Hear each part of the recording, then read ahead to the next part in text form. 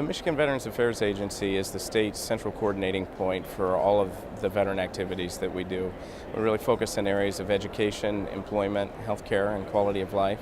And really just help raise awareness of what benefits veterans have that they're eligible for, and then connect them to those. As the director of the agency, I have roughly about 900 people that are either state employees or subcontracted that work with veterans each and every day.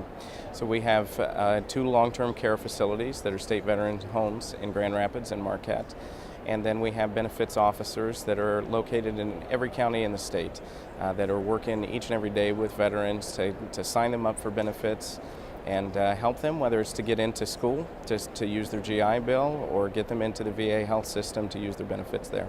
I was an Armored Cavalry officer for almost 10 years on active duty. And some folks know that my wife and I actually met in the military. She was an OH-58 Delta Scout reconnaissance helicopter pilot in the Army. And we met at our last duty station, which was with the 3rd Infantry Division in Fort Stewart, Georgia. And before that, it was the first time that I had ever been in a unit that had women as part of the unit. As combat arms, it's very, very few times that you'll find that you have integrated units as such.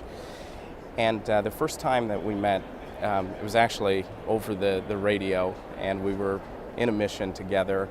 And I was amazed at the level of support that we were able to get and the professionalism. And I was I had a great impression from that. And my wife and I ended up, after 3 years of service together, actually starting to go out on that first date. And you know, I really had a tremendous amount of respect. Coming into that experience of being able to serve with women in the military, I'd come in from all-male units and had some of those impressions that you may think that an all-male unit would have. I ended up serving with 3 women pilots that were outstanding in what they did. And when we went into Baghdad, I could count on those pilots to be there in close support of us. And those types of experiences that we had on the march from Kuwait to Baghdad have left a profound impact in my career. And we as a unit, were the lead unit moving from Kuwait to Baghdad. Saw a lot of contact, had some good experiences along the way, and had some tough days. But that has really served as the foundation for the relationship that we have. And it's been a kind of a cool thing that we've been able to be there for each other, and probably one of the most important things is to be able to be there to cope with one another. As people always talk about the reintegration and the transition back and how difficult that can be.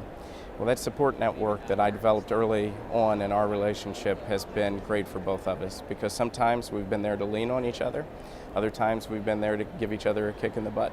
And that's been exactly what both of us have needed to become successful in our transition after the military.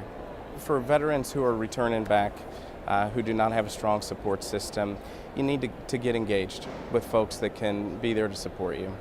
If you are not fortunate enough to have a family that can do that, there are so many groups that you can get involved with. A lot of returning vets now are involved in things like Team Red, White, and Blue, and the Mission Continues, which are more social organizations where there's a civic cause behind it. Being able to focus on community service, volunteerism, and having that support network really makes for a successful transition. And you can see it from the young veterans that are returning home today. It's the path towards stability. It allows them to create the network that they need for their employment reasons and their social reasons. And I think those are the folks that really make a successful transition and are on their way very quickly right after their military service. Detroit Public Television is proud to honor veterans by sharing their stories of service.